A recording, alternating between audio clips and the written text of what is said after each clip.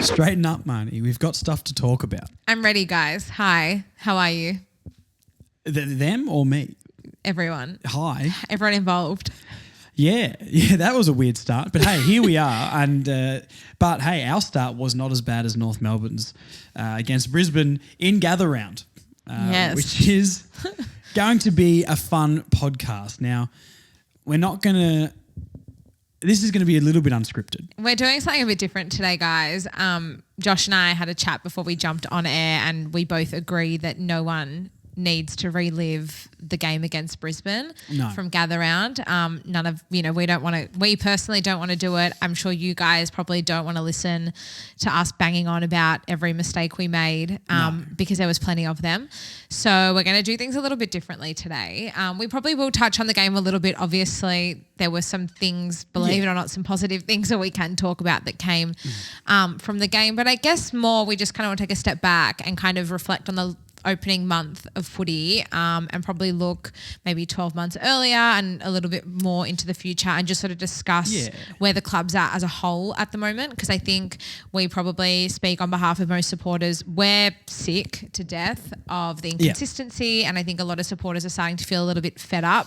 It may seem premature because we're only 4 rounds into the season, but this has been going on for the last 4 seasons or so now. Yeah, absolutely. So we just sort of thought that, we obviously have a lot of thoughts about a lot of different things going on at the club, and, I'm sure we can speak to how a lot of supporters might be feeling and maybe also provide some different opinions and perspectives. Yeah, I think so. I think this is going to be a little bit, it's almost like a little bit of a detox for me and for you, just to talk about how we're feeling. And like you said, I think I've always wanted the podcast to be a representation of what the fans are thinking as a whole and a little bit of an outlet, for you guys to speak and, have your voice heard with the messages, and, we'll hopefully get back to doing more Q&As eventually. There's just so much to talk about. But, it's basically just going to be how we're feeling about where we're at, a realistic expectation, but, on the good and the bad side of things. 100%. How long is it going to be until we can expect improvement, and how is it fair that we have to have sat through 4-5 years and we feel like we're maybe only just starting to fix things? So, look, we'll talk about the game a little bit. What was it, 42 points we scored to 112, Norwood Oval in Gather Round. So we started incredibly flat. There was no bite, no effort, and just lack of intensity from the first get-go, bounce. yeah. And it was really disappointing to see. The first quarter, I'll see if it gives me the stats here. I've got the app in front of us. Yeah, so it was 45-12 basically at quarter time, and the game was done. Anything can happen, but with the way our team has been the last 4 or 5 years, it was done.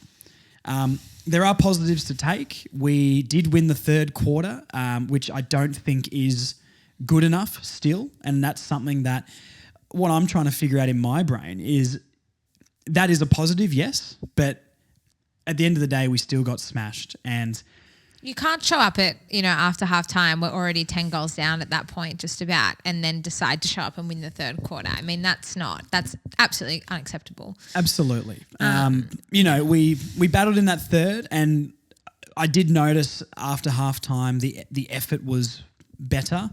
We'll never know what Clarkson said or changed, but how we're getting things so wrong.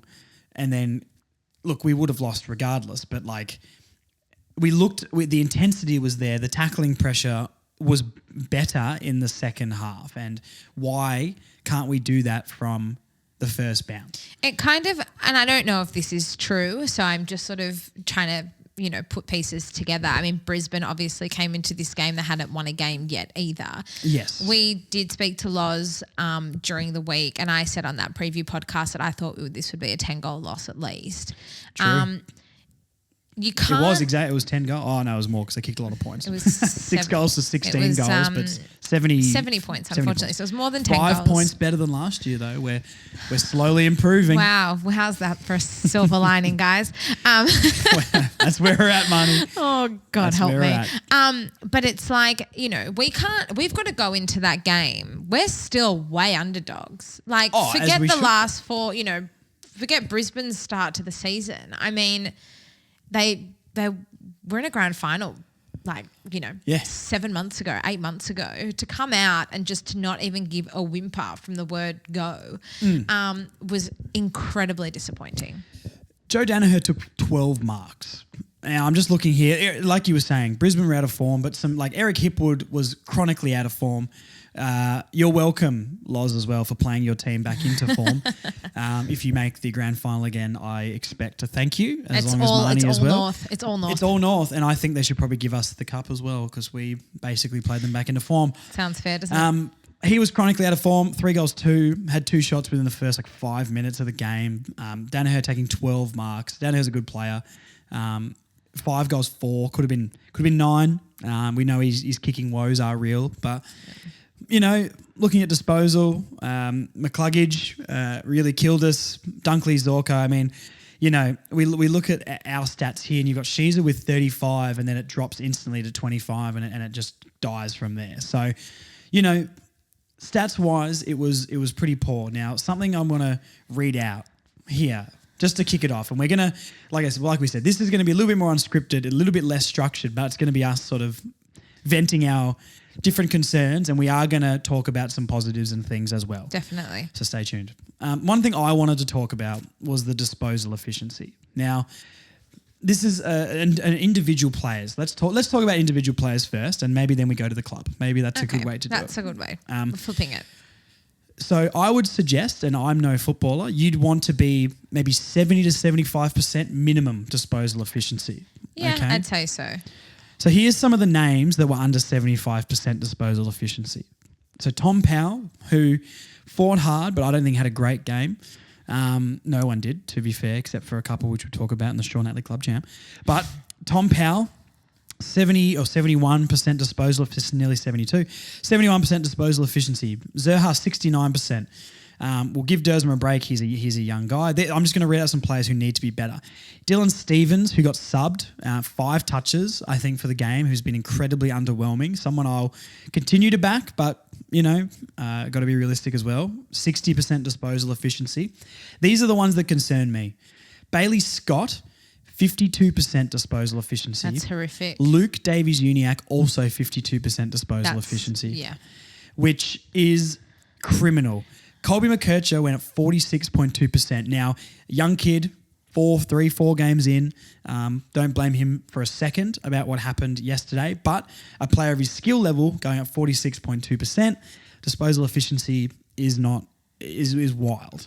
He's a victim of the rest of our team being yuck because he is young and it's not his fault at all. But Paul Curtis, 20% disposal efficiency. He's had a fantastic year, Paul Curtis. I think Paul Curtis got 5 possessions. He did. That means one of his possessions went to the team. Grim. Yeah, that's grim. And he kicked a great goal. And that was probably his one effective possession. But I don't blame Curtis. Larkey was at 50% disposal efficiency. Not that we need him for that, but I don't blame Larkey and Curtis at all. The forward 50 entry was deplorable. We've spoken about this before. It's been an age-old issue for years now. Our delivery into the forward 50 is harrowing. It's actually quite scary, to be honest. And yesterday there was many clearances that we won and we had enough time, but the players panic, especially guys like LDU, who I think has had a bit of an underwhelming start this year. He's had great moments. In the Carlton game, had a good second half. Fremantle, he was good, but I didn't think defensively he was good enough. But he got a couple of clearances against Brisbane and did not even consider looking up to see if Sheezer was running past, to see if Baye Scott's on the wing, Darcy Tucker plays the wing now apparently. Where you're not even looking. He's meant to be our best midfielder, and the amount of times he's looking at the ground and he just sent that ball as far as he could is not good enough. Something I've noticed with LDU, and I don't mean to bag him out, because I think one of the issues for him is I think he shoulders a very, very big load. 100. And can I just say really quickly, this is not meant to target any players. No. And this is it's not. just a general discussion. It's a general discussion of about what we've observed over the past 100%. And Yeah. these are players we support, most of them, and we want to be really, really good. We're just pointing out how some of these players have started. We're not saying we don't like any of these players, and we're not trying to criticise them. But as fans, I think it's fair enough for us to be frustrated with how we've started this year. There's a flip side to that, which I'll talk about how I feel on the other side to maybe make it more positive. But I think it's fair to say that the effort and the output of what we've been doing is not good enough. I don't think that anyone should be sitting here at the end of any game and questioning our effort or our intent or our heart and soul. And that is the biggest issue that I take away from the game against that's Brisbane. what I was going to say. Is like the first half, I think that was the only time this year I felt like they didn't care. Because if you rock up week in, week out and you throw everything you've got at it, and I think there are players that do that week in, week out, but if you have, as a team, if we throw everything we've got at the opposition and we're not good enough, then it's not acceptable. I don't want to say that because I've said multiple times on this podcast and other podcasts that I don't accept honourable losses. But if you throw everything you have at it and you fall short, okay, it is what it is. You just pick up the pieces and you move on to next week. Yeah. But for a club that's in a rebuilding phase and that's looking to move up the ladder in the next few Effort seasons. needs to be the bare minimum. The effort needs to be there and the intent needs to be there. You need to be hungry. You need to throw everything that you have. When it comes to LDU, I think that he definitely is carrying a lot and he's shouldering a huge load. Now, whether that's something he's taking on upon himself, whether he doesn't trust his teammates with the ball in hand, I don't know, but there are so many times where I've looked at LDU, and selfish probably isn't the right word, but I've looked at LDU and rather than, as you said, Josh, looking for another option, looking for a teammate to link up with, he's trying to do too much on his own, and so often he gets caught, he's holding the ball, he runs into trouble. Why this group just doesn't look like they are playing currently as a team. Now, I don't know if that's because they're still trying to gel as a team. We've said before the last few weeks, there are a lot of new faces in there and everyone's probably trying to figure out each other's groove and probably figuring out how to play as a team. But why he doesn't look for his teammates and trust his teammates to help shoulder the load is kind of worrying to me. Yeah, I feel the same about Cam Zurhaar. And, he, against Carlton, had, especially in the first quarter, had some incredibly selfish moments. Mm-hmm. I am not saying this is how they feel, but from a fan and supporters viewpoint, looking at these guys play. Well, that's all we kind of have to go off at the moment. That's all we've got to go off. And once again, this is not my opinion of how they think. This is what I feel like. I don't think they trust their teammates. And those two have been here about the same amount of time. They have had to go through a lot. Yeah. A lot of really poor football, seeing a lot of their mates come and go, not getting rewarded for effort in the past. And I'm not necessarily blaming them for maybe not feeling the passion like we want them to and like we do as supporters. But those two guys who can be great footballers just don't seem to trust their teammates. Zurhaar, I think gave up a very simple holding the ball. He got the ball, a little overlapping handball in the third or fourth quarter. And instead of trying to find his teammates, he just rid the tackle and got holding the ball. LDU's doing this out of the centre as well. Instead of trying to link up per se, he's trying to do a lot of it by himself. And I don't blame those players because do they have the players around them that they can trust? Probably not. Yeah. But that's not the mentality you're meant to go in with. And once again, I'm not saying that's how they feel, but from a fan's perspective, someone who loves this team and watches every week, I don't feel like they trust their teammates and they're connected with it fully. And that's a big problem because on the flip side, it's a good mentality to have because they clearly care about the success of the team to actually want to take ownership and responsibility to win games. I don't doubt their commitment. So that's great. Yeah. But they need to this is a team sport.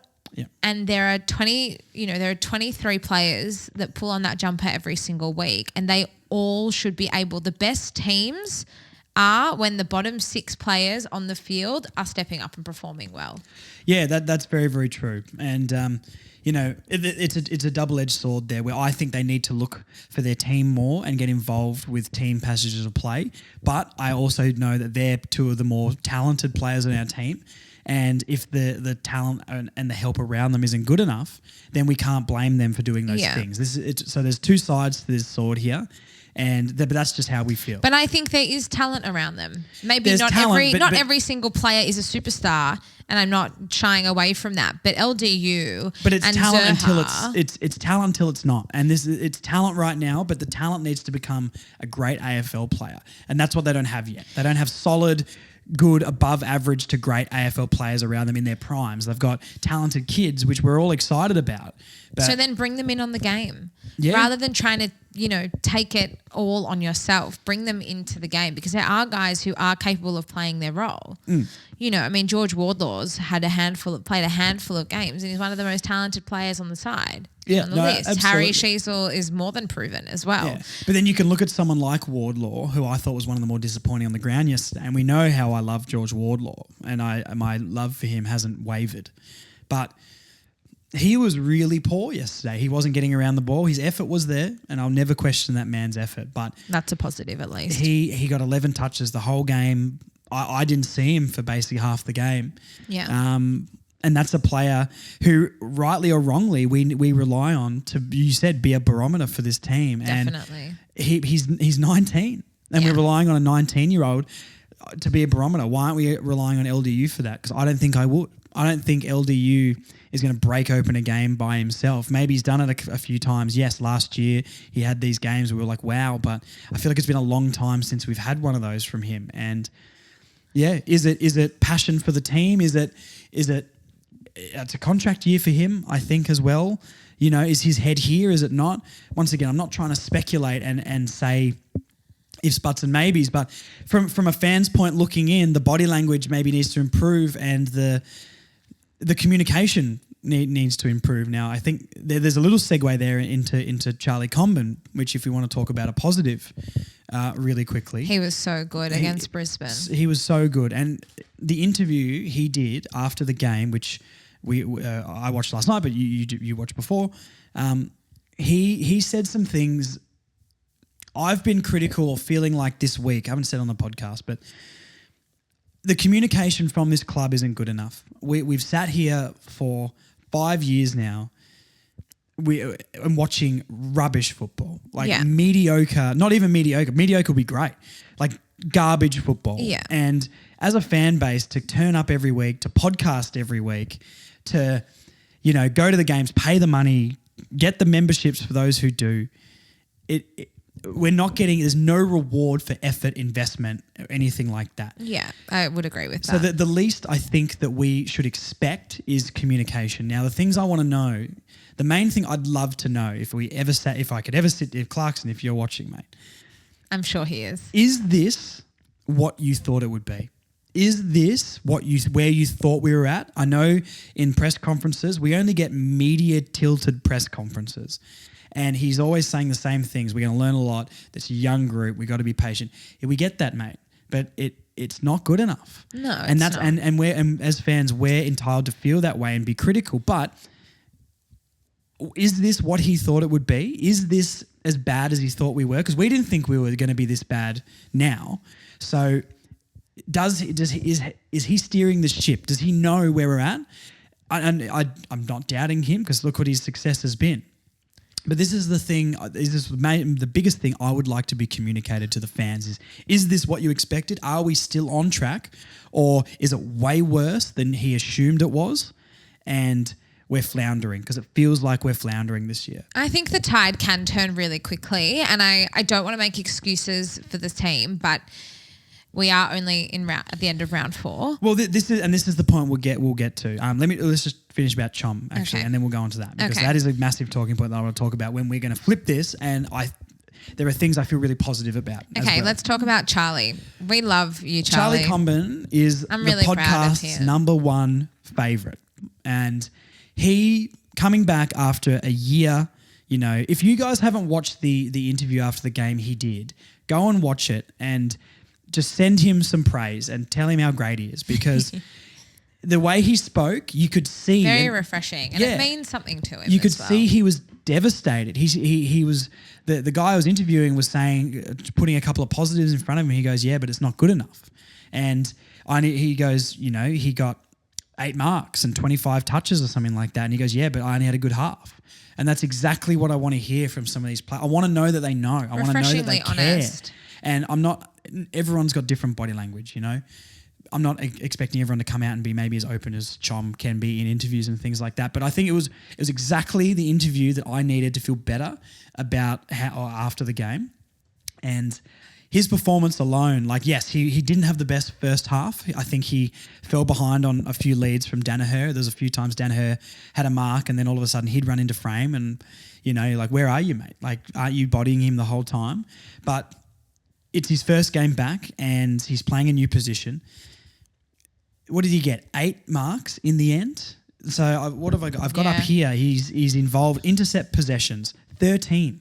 He was involved with 13 intercepts. Yeah. That's insane. You know, like, have we got contested marks up here? Contested marks, 3 marks. 3 contested marks. That was a team high. Yeah, which is a team high. You know, his size and how quick he was. He ran someone down for holding the ball.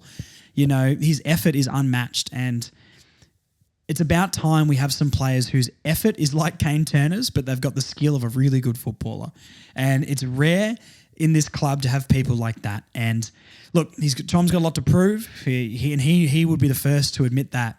But the things that he showed yesterday in that team were fantastic. And he was my man of the match just for what he did. You want to talk about effort? Well, okay. Well, we're going to go to the other side of the ground now. Well, let's talk about a huge talking point, Marnie, if you see where I actually thought that Hugh Greenwood's game was okay. He was okay against Brisbane in terms of like the output. He kicked a really nice goal. That was at a time we probably really needed it in the second quarter. We just needed someone to get us going. Hugh Greenwood is one of the best leaders that we have at this football club. I could not agree more with that. And he to me was also one of the best on the ground. He had 7 tackles. He only had a handful of touches. He obviously kicked a nice goal. He was pinch hitting in the ruck a little bit. But you can never ever question the effort and the intent of that man. Yeah. He was in the middle of everything. Started up forward, second half went into the midfield. He actually just never let the ball out of his side. And at 32 years of age, he's It's the effort. Now, look, this from someone not quite as biased on Hugh, not biased, but like you know, I don't have the. I just don't think you can leave him if his effort is standard week in, week out. If everyone played with that same effort week in, week out, 100%. These results would be looking a lot different. I agree. Hugh Greenwood was arguably for me, when I was doing my Sean Atley Club Champ votes, he's going to be in there. And not because he had the flashiest game, not because he had the most possessions. His effort, look at the smile on your face, Marnie. I love this You're so a nut much. job. You're an absolute nuffy. So... I'm serious though. What did we say on the podcast last week? Hugh Greenwood in this we lack toughness. We lack composure. We lack a big body who will tackle, who will get on the bottom of the pack. He's just so ferocious. And he'll rip the ball out. Yeah. Yes, and LDU does not do that. Tom Powell, maybe one day. He's young. He doesn't do that. Wardlaw can do that. The dude's played like 11 games. So having a veteran in the middle was so much better. He was so tough and so willing to dive in and get the ball for us. Did it always work? No. Was he stats-wise one of the best players in the game? No, but it's the effort he puts in. It's the hunger and the drive. Because no one else had that. It's the heart and the soul. Yes. And it's above all for me, and I think this probably summarises the club at the moment for me, is that Hugh Greenwood has resilience and very few other players in this side do. Yeah. Because we have been battered and bruised for the last 4 seasons to a point where mentally we look weak and we just can't seem to get ourselves going. I said to you before we jumped on air that it just... from the word go, it just didn't really seem like we were in this game whatsoever. And it almost feels like we didn't really give ourselves a chance at all. And that is just, you have to go into every game thinking you can win. Everyone told me I was mad last week saying, I think we can beat Carlton on Good Friday. But I actually believe that what this team is capable of is matching it with some of the best sides in the competition. And the proof's in the pudding. We challenged Carlton pretty well. We challenged Fremantle the week before. We challenged GWS at times. You know, this game's the outlier. So far this season, now, yes, this game might have been something we were used to 2 years ago under David Noble, but for me, this game is the outlier. And that's what makes it so frustrating, is because how can we take one step forward and 2 steps back? Yes, it definitely did feel like that. One thing I'll point out, which is body language again, and once again, this is not... Well, this is probably the most disappointing play on the ground, and I'll talk about Aiden Corr compared to Hugh Greenwood. At the end of the game, when the siren went, they filmed 2 players. Okay, the first thing Aiden Corr did was go up to Joe Danaher, give him a hug and start laughing with him. And I know that they might be mates. I understand that, you know, it's not, we shouldn't all be serious and blah, blah, blah. It's just not what I want to see from someone in our leadership group. They instantly switched to Hugh Greenwood and his face was devastated. Yeah. He was staring into the oblivion and looked devastated with what had just happened to this team. And that says a lot to me. You know, Aiden Corr... I've had my beef, which he doesn't know about, but I've had my issues with Aiden Corr. And, you know, I think it's all coming out in the wash a little bit, to be honest. I mean, he was, once again, I think no tackles for the second week in a row. Someone told me. Haven't even looked at that yet, but I probably should confirm that here. Let's have a look. Yeah, yep, no tackles again. No tackles 2 weeks in a row.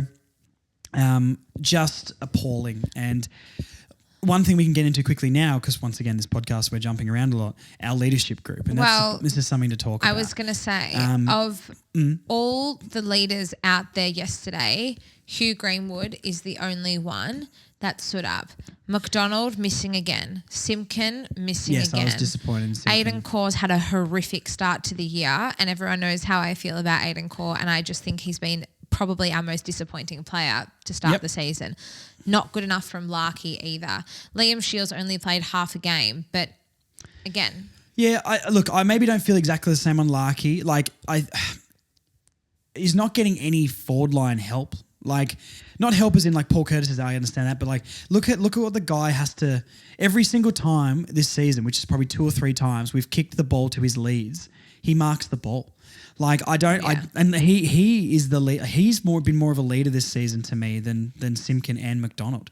Simpkin, I love Jai Simpkin, and I'm happy with him being captain. But he was really anonymous yesterday. You sort of ran through the leadership group before, but you're right. Simpkin was anonymous. I don't think it's from lack of trying. I really like Jai Simpkin, and I like that he's the leader of this club. He plays every week for me, but he's also not playing in the middle. Get him in the guts. I don't know if his concussion is lingering. I don't know, but tell us. You've got Luke McDonald, who last week I thought was decent enough in his first game back. I don't think he was bad today. I just think he was anonymous. Like a lot of players, I think he took a couple of decent contested marks and always tries his heart out, but like once again didn't make an impact on the game. Aiden Corr is, once again, I'm not ranting about Corr like I did last year, but just can't believe he's in this team, and they've given him a leadership role with such little impact. Dropping Toby Pink over him is, what standard does that set? What standard, honestly, what standard does that... Like, the only reason Aiden Corr played that game is because he's in our leadership group. Well, you know my predicament with Aiden Corr, and we've spoken about this before, is that his best position is as our second tall... But if he's our second tall, our defence will never be good enough. Well... That's just a fact. It is. Yeah. It's true. I mean, he had... And like I agree with you. Like him playing that role is the best version of him. But if we can't get that without having Chom and when Griffin Logue comes back, then it's not... What is he there for? He isn't versatile enough. No. That's the problem with Aiden. He did sidestep someone again on the boundary line. We do love an Aiden Corr sidestep. He's only there for highlights. But the problem with Aiden Corr, and like I said, I've said this to you before, is that he plays best as our second tall defender, and the proof is in the pudding because the last 10 weeks of last year he was fantastic and he played really, really well once Griff went down. But his inability to adapt to that third key defender role and play it well, if that's the role and that's what we need from him and he can't give us that, then... I don't understand how someone who's that experienced and part of our leadership group can play a third tall role on a lesser player and be worse. Like, I don't understand. It's weird. It's like, why? It's weird. And I don't like. If you are a leader, you should be able to step up in any aspect of your game. Yeah. You know what I mean? And really, take on more responsibility. And he can't. And I don't know why. But I think, again, it comes back to this whole mentality as a team. Where's the heart and soul? Yeah. Yeah, no, I agree. And someone who's in the leadership group needs to bring that as a bare minimum. And where is that and where is that team first mindset? I don't know. You said you haven't watched it during the week. I don't know if anyone who's listening watched Footy Classified during the week. And I know a lot of people hang shit on Kane Corns and don't like a lot of the things he says, and I completely understand. But he did a segment on North during the week, and it was, in my opinion, one of the better segments he's done on North. And he just said that they don't look like a team. They don't look like a united front. He pointed out when Callum Coleman-Jones went down in last week's game against Carlton, not one North player went up to him to check in and see if he was okay. Yeah, wow. And you've got I love Sonia Hood, and I think she's been fantastic for the club, but posting happy snaps at halftime in a game that we ended up losing pretty significantly. I haven't seen that. Watch the segment. Everyone go home and after this and watch the segment, okay? But Aiden Corr's inability to adapt to a role that the team needs him to play, and someone like Cam Zurha or someone like LDU with that individual mindset rather than that team mindset is never going to do this team any good in the long term. On the flip side, I want to talk about now Angus Brayshaw. He obviously retired at the start of the season, but he did an interview not long after Melbourne won the 2021 premiership. And he said, my role now is on the wing, and it's not flashy and it's a workhorse role, but I know that if I play my role well, then it will lead to team success. And that's exactly what he did. And he was such an integral part of that premiership season. We need less players thinking about themselves and more players thinking about the team as a whole and what's going to benefit the team. I'll go back to Hugh Greenwood. He had 12 touches and 1 goal. I mean, it's not a big game from him, but he was doing, it's the 1%ers, it's the effort, it's the tackling, it's the pressure, it's the constant, it's the work rate. These are the things that's going to impact the team as a whole, and we just need the team to stop thinking about themselves and come together as a group and work as one. Now, whether we're going to see that in the next 6 to 8 weeks when we start to hit our straps and when we get a pretty consistent 23, there's going to be changes. It's inevitable. There are going to be players in the VFL pushing for selection. There's going to be injuries, suspensions. There'll be players out of form. But if in the next 6 to 8 weeks we don't start seeing this group playing as a whole, that is when I will seriously start to panic. Yes. Yeah, no, I agree with that. There's some massive games coming up, and there are some, and I know it probably sounds wild, but there are also some winnable games in that. Yeah, I agree. But I think what you're saying is fair about these individuals, like Baye Scott playing in the back line. That's insane. But he's kicking outside of. He got the ball plenty of times from a contest. I've never seen such poor, atrocious kicking from a player who is a good player. He kicked the ball to the chest of Brisbane Lion players coming out of our back 50, probably 5 or 6 times. And not even like it was to a contest and a bad kick. It was like the Brisbane players were leading for him and he was hitting them on the chest. That was an issue all day, and they called it out multiple times on the commentary throughout the game, and it was like it's like they predicted it was that one kick, that last kick to exit our D50 was almost always turned over. One thing that was awful on the commentary was Dermot Brereton was commentating, and he basically was able to tell us exactly what was going to happen when we were leaving our back line. He said, he said, we're going to run out of options. We're not going to look to switch or anything like that. We're going to resort to sending the ball long up the wing. And he goes, watch, and they can see it, and we couldn't on the broadcast, but he goes, look, Big O has just got into position, and he's going to nudge X or Larky under this contest, and he's going to take an intercept mark. Yeah. That exactly to the T happened. Physically and times. mentally, we need to be stronger. Yeah. So Look, I guess really quickly, some other players like Dylan Stephens. He has had a horror start to the year. Not a good start for Dylan Stephens. We haven't spoken about him enough, to be honest. No. But to be subbed out yesterday, I think it was the right move. With 5 touches. And it's very frustrating watching Baye Scott have to play in the back line to put Stephens and Darcy Tucker on. I mean, that is just not working for me. Yeah, no, I agree. Eddie Ford, I mean, once again, had moments and underdone in the preseason, but like didn't make an impact on the game. Cullen Dawson fought hard all day. I think Jerry was pretty good. I think Jerry... Okay, here's a question for you. Yeah. At the end of round 4, is Sherry sitting on top of our Sid Barker medal count? No. You don't think so? No, I don't think so, no. I think... Top 3? Yeah, he could be top 3. I would think that Powell and Sheasel are probably there. Yeah, other than that, yeah, maybe him. Maybe top 3. Yeah. I honestly think he could be sitting in first. He looks like, maybe. It's actually wild to say that, but I mean, good on him. Like, yeah, look, and this is the thing with Aiden Corr and Tristan Jerry. They were the 2 people last year that everyone knows me to hate, right? I've done a turn on Tristan Jerry, and that is great because I always wanted him to be good.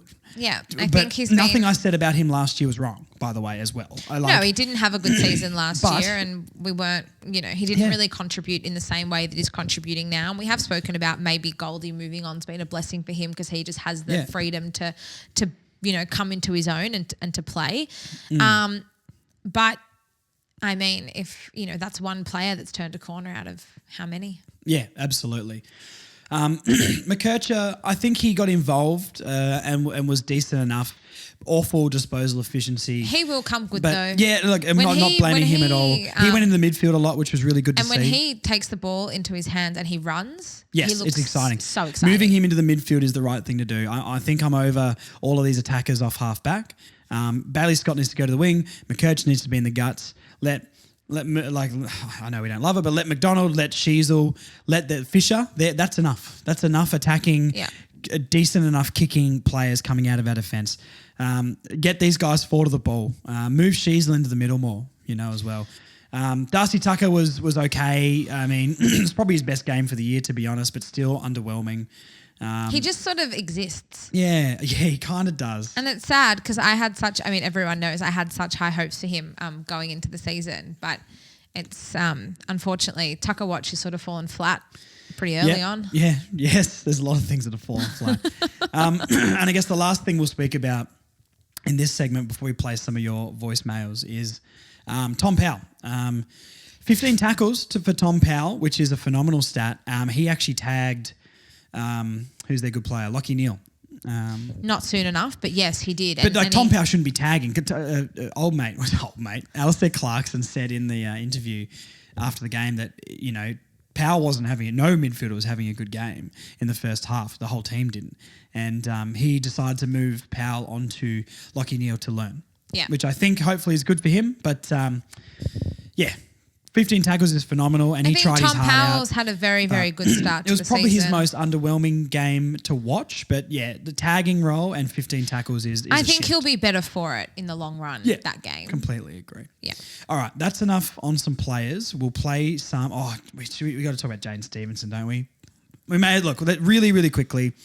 I don't have anything to say. I don't know if... I don't think he was as bad as... He's a bit of a scapegoat, and I'm not saying before everyone gets in my DMs, because I know how this stuff goes these days. I'm not saying that he was good. I don't think he's as bad as everyone thinks he is. I don't think he's good. We just don't get enough from him. But we don't get enough from him. That's the problem. His work rate is decent enough. I think he seems to get around the ball a bit. He just needs to make more impact when he's around the ball. So...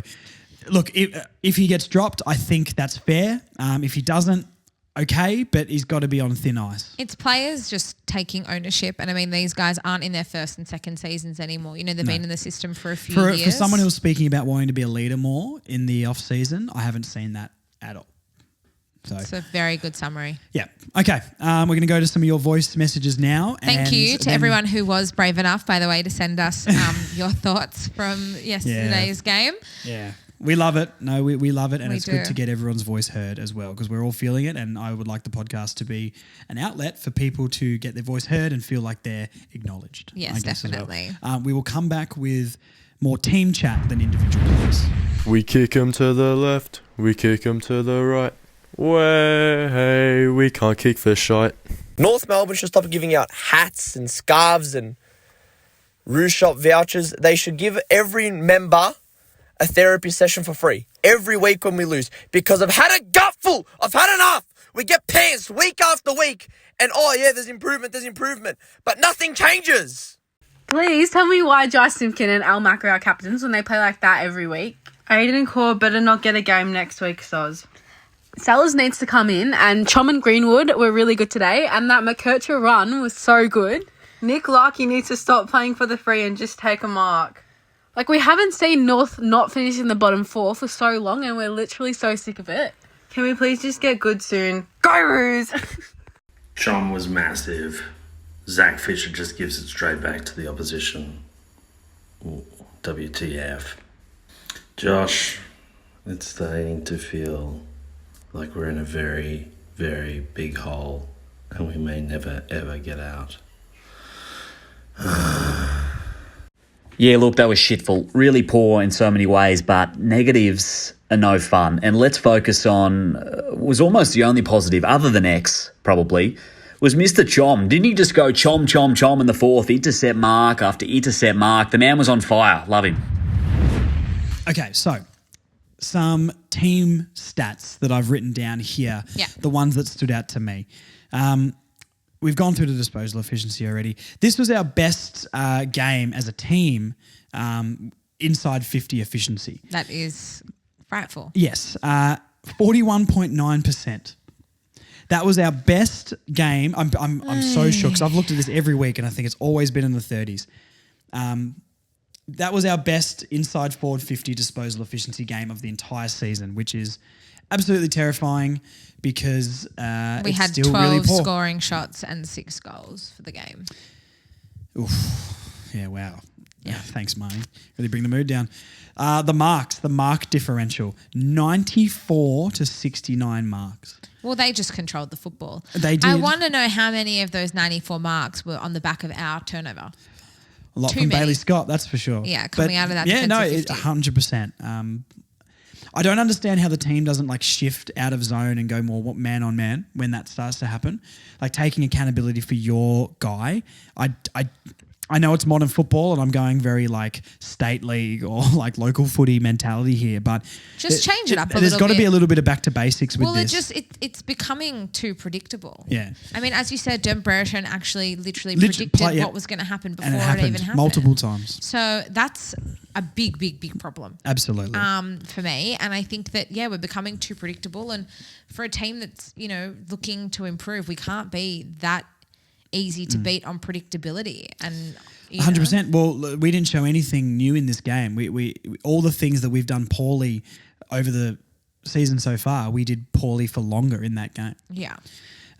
22 to 4 marks inside 50. 4 marks our delivery inside 50 is our rubbish. delivery inside 50 is one of the biggest issues that we've got. Yeah, absolutely. Yeah. 22 marks. Like, it's interesting watching these games because Brisbane are in awful form and they weren't delivering it really efficiently into their 50. They were just bombing it long. Well, but they can bomb it long. We won the disposal efficiency yesterday. Yeah, like that's wild. Yeah. Like Carlton did the same thing. Carlton weren't spearing the ball onto their forwards' chests. They just knew they could take the easy way out, lump it forward, and Curnow and Mackay would do the rest. Yeah. Just like Hipwood and Danaher did yesterday. Yeah. We did win the tackle count. Now, granted, we barely had the ball, so we had to. But 81 to 62 tackles, I think, is a decent enough effort. From 81 tackles is a lot in a game. So it is a lot in a game. I'm curious of the split between the first half and the second half. I don't know. If that's not a lot of something those that would have been in could, the first. We could look at any stat boffins out there. Please let us know because that.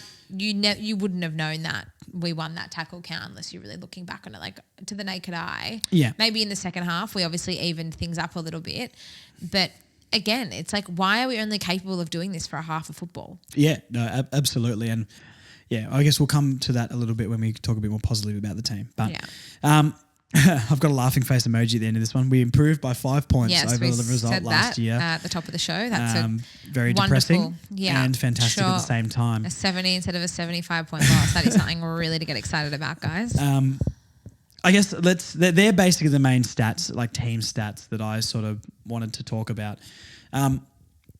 Let's spin this a little bit more positively, I guess, and the way I'm trying to look at it. So on one side of things, our effort hasn't been good enough.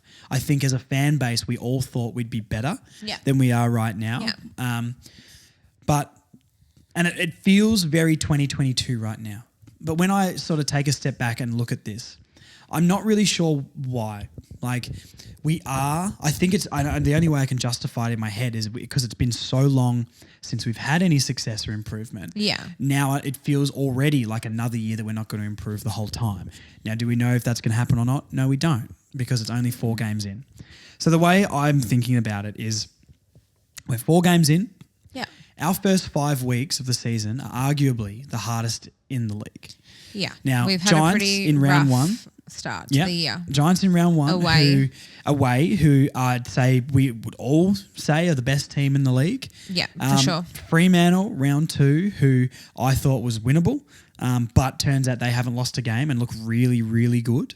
We're recording this before they play Carlton, by the way, so we don't know how that game's going to go. But going into gather round, they were undefeated. Absolutely. Carlton, who are one of the premiership favourites, the lid's off, as we know. A Brisbane Lion team who, yes, hadn't won games, but we're away from home at a weird ground with straight sidelines, which is weird. Yeah. And they needed to, they've got premiership quality players. That is the same team as last year. So they would have looked at us and thought this is our chance to really kickstart our season. Yep. And then next week we go down to Geelong to play an undefeated Cats team. And no matter where Geelong is sitting on the ladder, that is never an easy task. Spoiler alert, I think next week will be our biggest loss of the season so far. But can't wait. We'll get into that in the preview podcast. So look, those are some points there I think we can hold on to, which we haven't played Richmond and Adelaide and Hawthorne and West Coast. We play Hawthorne twice, we play West Coast twice. You know, do I right now believe we can beat West Coast? Not really. Can we? Yes. But if we lose, will I be shocked? Not really. Not how I feel right now. The Hawthorne game in round 6 is, people like to talk about that being our grand final on Good Friday. No, round 6 is our grand final. If we don't win that Hawthorne game, Marnie, I think we're on for 2 wins. That's how it will feel. Does that mean that will happen? No. That is the most important game of our season. I think round 6 is going to dictate how the rest of our season goes. If we win that game, I think the fan base and the players will get the belief that we can beat the Adelaides, the Richmonds, the Eagles, the Hawks, those sort of teams, and maybe an upset to an Essendon or something who looked rubbish yesterday, which was very funny. Yeah. But if we don't win that Hawks game, I don't believe that this group won't drop their heads. I think individuals like Hugh, Chom, Wardlaw, Sheasel, Larkey, I trust that they're gonna be able to try, and Jai as well. I'll back him in. I just think that's so. This is the most important game that we've played in years, I reckon. We just need to find a way to fire up, though. Like we played Hawthorne in that second game. So we played them in Tassie the first game. I think we lost by 3 goals. But that second game we played against Hawthorne last season at Marvel Stadium was the most disappointing performance of that season. 100%. Even more disappointing than the West Coast loss over in Perth, right? That's tough, but yeah. Because I think we were who do we think we are going into that game and thinking, oh yeah, we could probably just take the 4 points and run. I think way too many people on and off field went into that game with that mindset. It's insane to me. Yeah. We've been so bad for so long, and yes, we've shown good signs, parts of this season and parts of last season. I think we'll work our way into the season, and I agree. I think in the second half of the year, particularly, we'll give some sides some trouble. But we need to start believing that we actually how do you feel? Can match teams. I think we went into that game, and like I said before, I don't think we gave ourselves a chance, to be honest. No. And I don't know if we're going to give ourselves a chance next week on the back of that loss. But we can't do that. We can't. people laugh, okay? People laugh about Northball. People laugh about the Essendon Edge. People laugh about Brendan Gale saying that Richmond will win 3 flags in 10 years. But you need something to believe in, because what the hell is the point coming week in, week out and showing up if you have nothing to believe in? Yeah, no, I agree with that, and I think you're right. The team doesn't seem like it has something to believe in. People can laugh at it. I don't care, okay? People can laugh. People can mock fun at it. Do what you want. But as a North supporter, I would rather people mock us for believing in Northball and believing that type of game is exciting and will challenge the best teams in the competition than us not having anything to believe in whatsoever and not actually thinking that we can do it in the first place. No, I agree. It's similar, to a similar scenario was like when we went to get Dustin Martin and people laughed at us. But I would much rather a team that goes for those players than just goes, oh, we won't get him anyway. And that's the same right now. Speaking of Northball, we are the slowest moving team that wants to play fast I think I've ever seen. Every single time someone gets a mark, this is meant to be the positive section too. Every single time someone gets a mark on our team, we stop and we go, I think with fitness it'll come, but I like also there's no options. There's no the amount of times that Brisbane have the ball and they kick it out of frame, and the next camera angle has another lion standing in an acre of space. We're very stagnant. We had no time on the ball yesterday. We didn't have any open players to handball to relieve any pressure, and that's why it got turned over so much. We're very stagnant, and that has been another issue we've had for many years. We need to I like the idea of Northball. Northball doesn't work with this list. Northball does not work with the players that we've got. We need to focus on playing defensively. We need to focus on not trying to move the ball as quickly.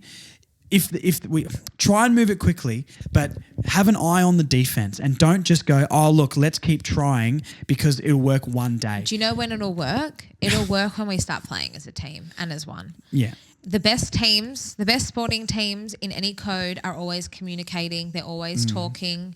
They're all, they're in sync with each other. Hugh Greenwood doesn't shut up the whole game. Yeah. And that's what everyone needs to do. Everyone needs to be constantly communicating and working together in our favour.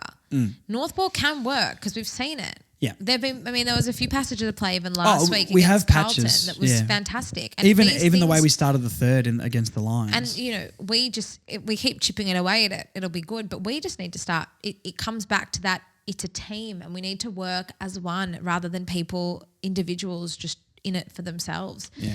And I don't want to bag LDU or Zerha for because I think it's a positive thing actually. They're taking responsibility. There's two sides to it. Yeah, and I think that they're trying to do something and trying to create something which is great, and that's what we want. But we need them to bring the rest of the team along with them. I couldn't have said that better actually. Yeah, you're right. They're leading individually, but they need to find a way to bring the guys with them because there's a lot of things where our leadership group with Simpkin and screw Aiden Corr, I'm not talking about him anymore.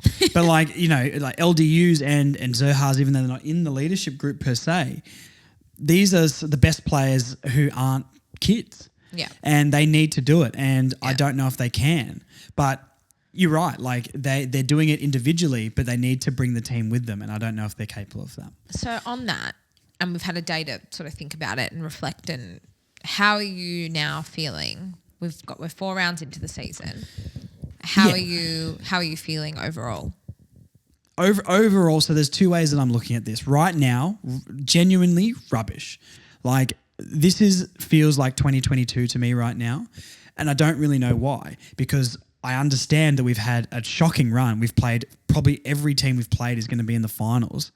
And we've barely, until yesterday, we didn't play a team that had lost a game. And the Cats will probably win this week again and they're undefeated going down to their place. So it's very, very hard start. I feel like the lack of effort or the lack of improvement so far in the first 4 rounds is evident. And we're excited about this offensive game plan, but if we lose that much defense playing it, I don't want to play that style anymore. Yeah. I think that's the way I feel about it. I want to be able to attack, but we need to start focusing on defense. And this is where we wanted to go with it. As a long-term view, I'm not wavering for 1 second that we will be good one day. Yeah. And I know that we will get there. We have the right coach in charge. This is the first week I've seen some people starting to question Clarkson. And I don't think that's unfair because the way the team's playing, how can you not ask questions? But I think the disappointing thing this year for us, and you can tell me if you agree with this, is I wanted more. I wanted more from the team. We're not getting it. And I need to see changes and more change happen. Chom and Greenwood coming in was good, but I need to see more from this team. We haven't felt like we've improved. I believe in the long-term plan. I think we're going to get there. But the thing that's changed in my head is in 2 years' time, we are not going to be there. We're not. Yeah. This 2 to 3 year time thing, no. It's not. And that it's okay and it's not okay. The hard thing is that when Clarkson came in, that's year one of this rebuild.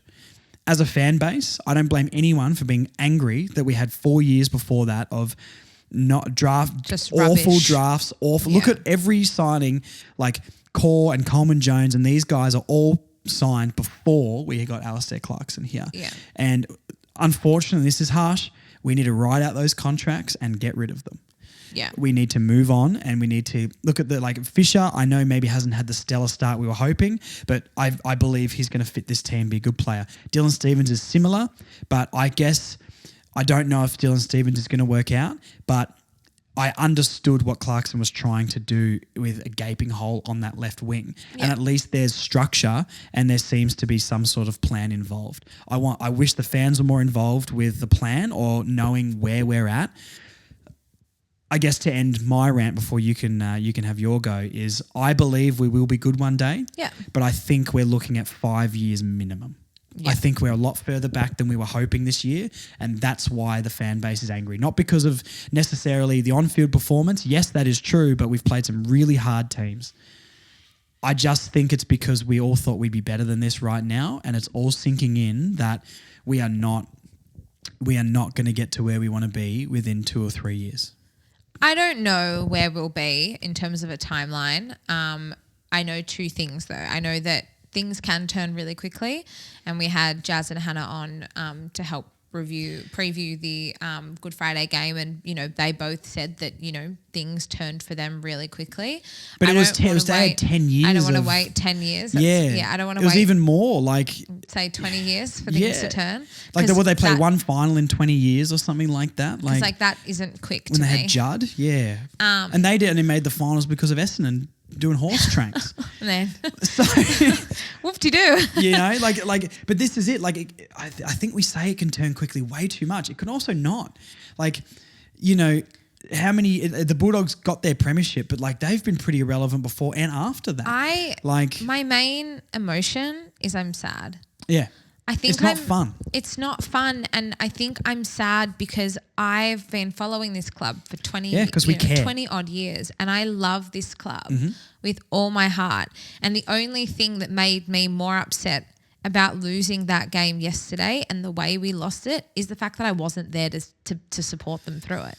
Now that is a very maybe it's if this is a relationship, it'd be a very toxic mindset to have. Oh well. But I think that we're in a toxic relationship with North Melbourne. But what makes me sad is to know that there are a lot of fans who are as supportive and as diehard as I am, who have supported the club longer than I have, who are starting to lose faith and are starting to turn their back. Now, a lot of people have reached out to me over the last 24 hours and say, don't lose the faith and don't give up. Trust me, you don't know me well enough if you think that's an issue, because that is definitely, will never lose faith. I will ride this club until I'm black and blue in the face and I will stand by them, through absolutely everything. But it makes me upset to think that there are people who might be like me who are sort of starting to question the club. I completely agree with that. That is sad, but I don't blame them for a second. And I was going to say, but I don't blame them because it's on North Melbourne. We can back North Melbourne, but North Melbourne also need to give us reasons to keep backing them. And what that is showing us improvement. All we want is improvement. We're not saying make the finals this year, make the finals next year. We will back this team. But you need to give us something. That's what made yesterday so hard to watch, is not because we got killed by 12 goals. I've seen us get killed by worse. I've seen us perform worse. Yeah. It's the fact that I'm sitting there and I'm not questioning if we're good enough or not. I'm questioning if we care. Yeah. Because I know that as a fan, I care. As a supporter and a member, I really care. And I know that these guys are, they don't not necessarily growing up supporting North, and I get that, and this is their job rather than their. But it's but you know what? It's not a normal job.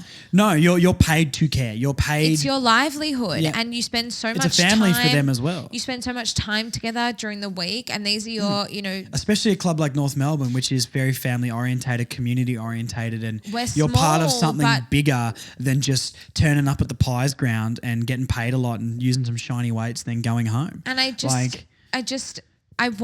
I never ever want to sit there again and question, do you give a shit? Yeah.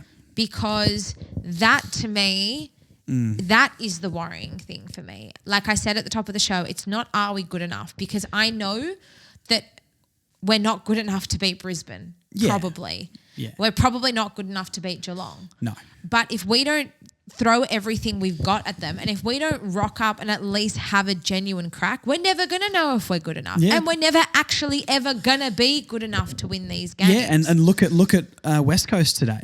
Like they just played the Swans and they lost in the end, but they were winning at half time. Why are they're fighting? Where did ours go? We fought against the Giants. We had one bad quarter, but I thought our effort was good against Fremantle.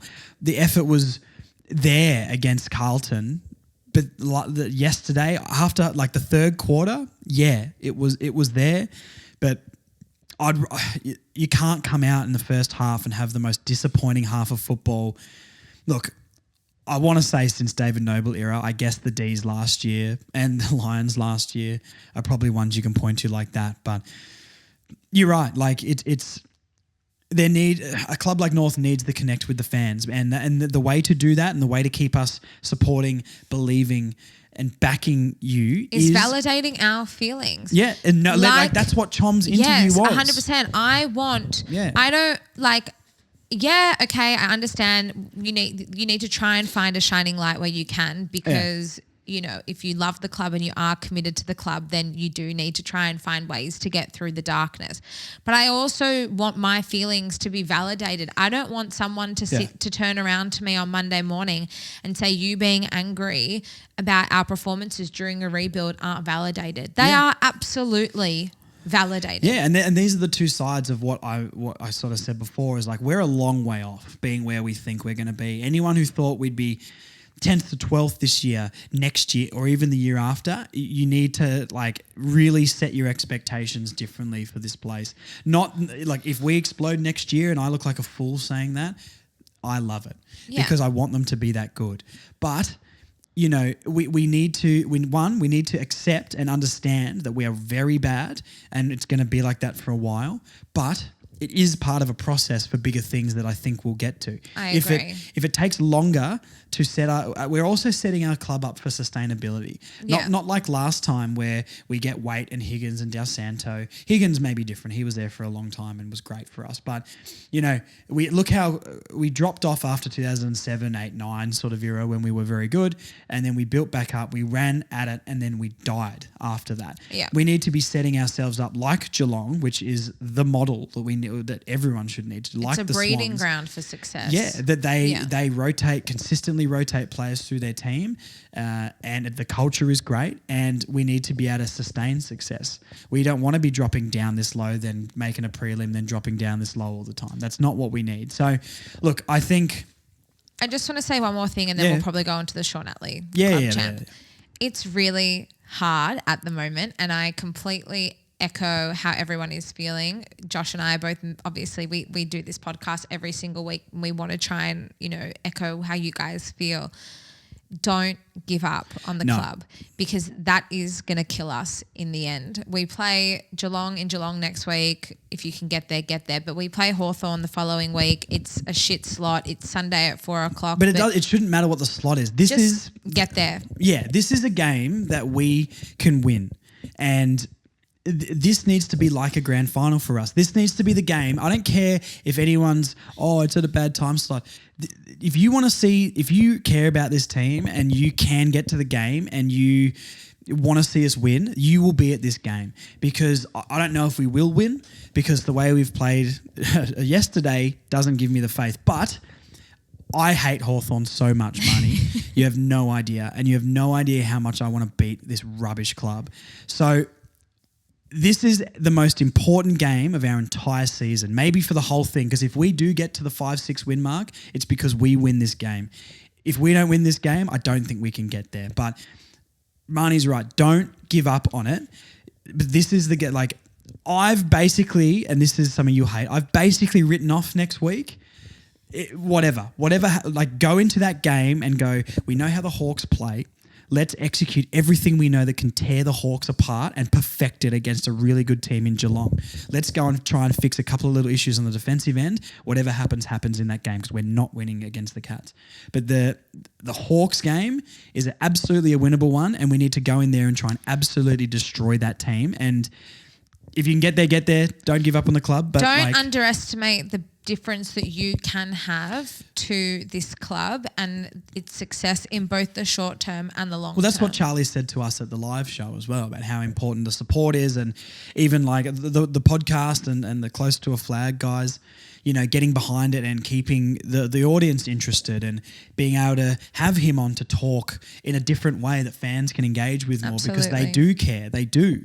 And, maybe some players more than others, and I don't know who that is and who that isn't, but like we've talked about, again, Chom's interview yesterday was one of the things that really got my head straight about this and sort of changed how I wanted to approach the podcast, because it's fantastic to see someone who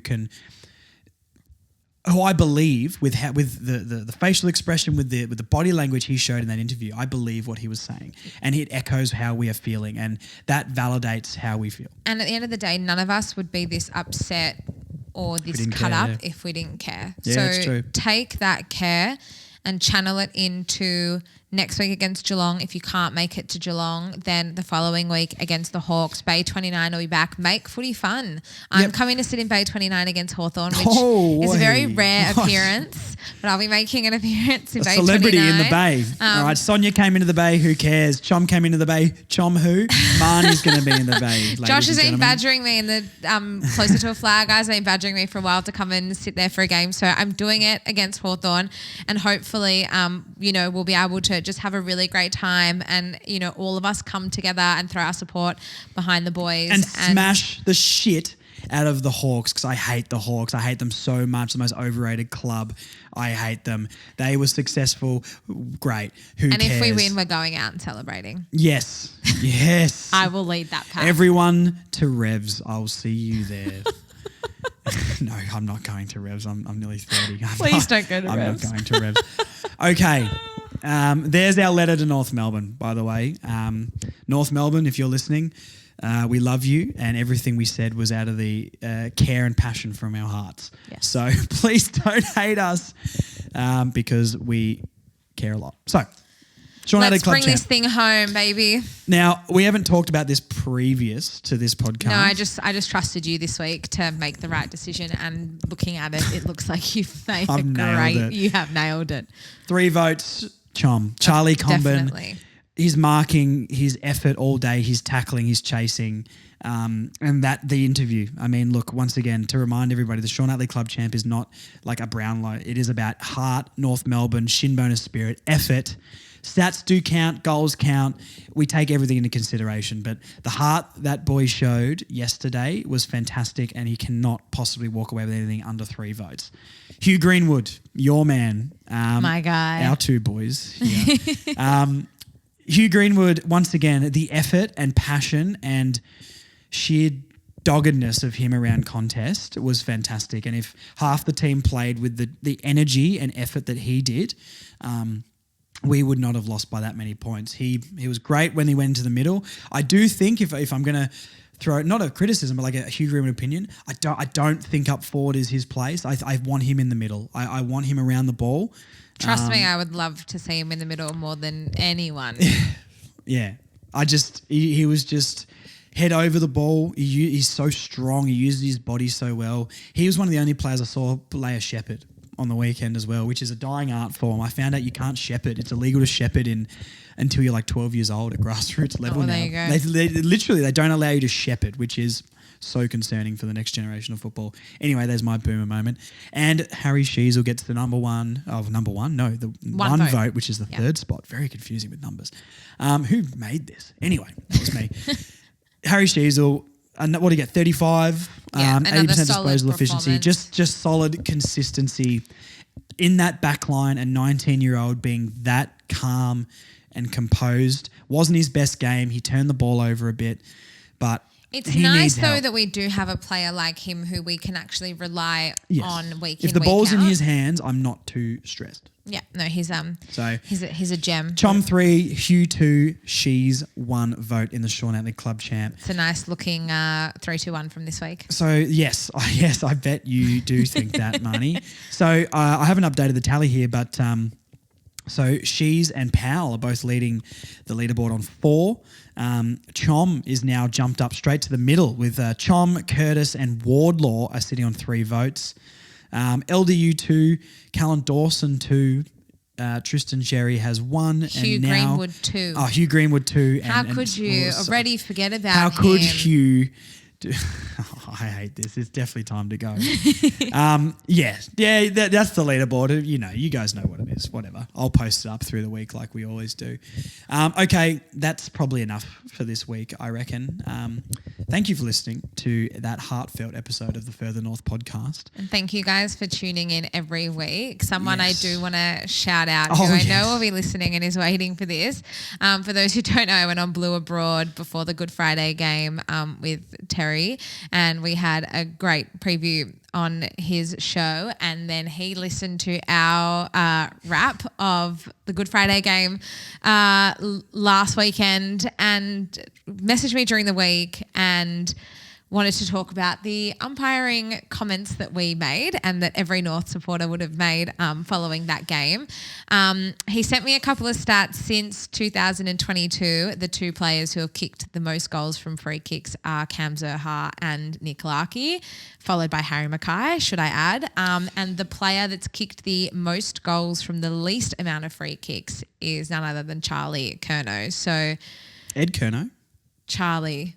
Oh, he's got a brother. Sorry, that guy, remember? Yeah, I didn't know. That one who tore us to pieces last weekend. Yeah. How could you forget? Yes. I was in my feelings a little bit last. I said Carlton fans suck basically last week, and I didn't mean that. So, Terry, I apologise. I was just emotional after the game. Look, interesting coming with stats. Very prepared man. Very smart man. He's a very, very clever man, and he's doing pretty amazing things. So, Terry, we know you're listening, and we wanted to apologise.